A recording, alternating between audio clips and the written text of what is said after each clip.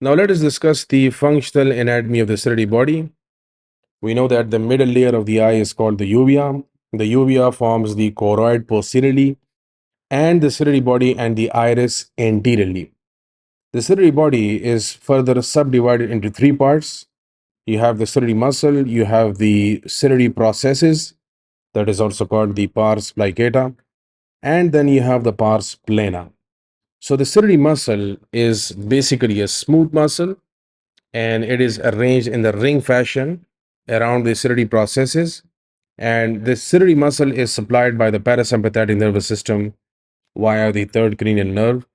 And when this muscle contracts, the zonules are going to become relaxed. And as a result of that, the lens is going to assume a more globular configuration and it is going to allow the eye to focus on near objects. And that process is called accommodation. Then you have the pars plicatum or the ciliary processes. The pars plicatum basically has two parts. You have the stroma and you have the epithelium. The stroma has got fenestrated capillaries and the epithelium is two layers thick. You have the pigmented epithelium and you have the non-pigmented epithelium. Now, when we look at the non-pigmented epithelium, it's very important to know that there are tight junctions in between the cells of non-pigmented epithelium. And these tight junctions are going to prevent the free diffusion of aqueous into the posterior chamber.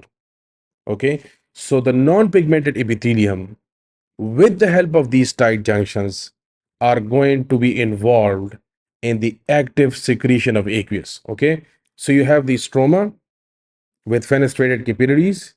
These fenestrated capillaries are going to allow free diffusion of fluid. Then you have the pigmented epithelium, no tight junctions there.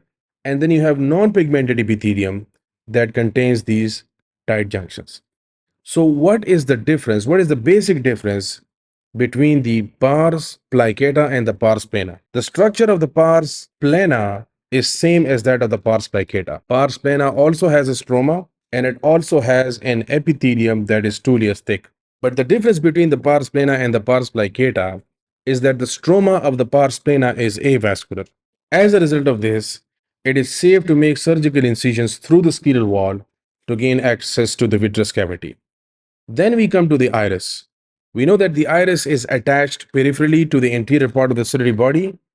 The iris forms the pupil at its center, and the aperture of this pupil can be varied with the help of the sphincter pupillae and the dilator pupillae. So you have the circular sphincter muscle that is going to be responsible for meiosis, and then you have the radial dilator muscle that is going to be responsible for mydriasis. So the sphincter muscle is supplied by the parasympathetic nervous system. The parasympathetic nervous system, it supplies the sphincter muscle as well as the ciliary muscle, and the dilator muscle is supplied by the sympathetic nervous system. And posteriorly, the iris is again lined by a epithelium that is 2 layers thick, but both layers in case of iris are pigmented.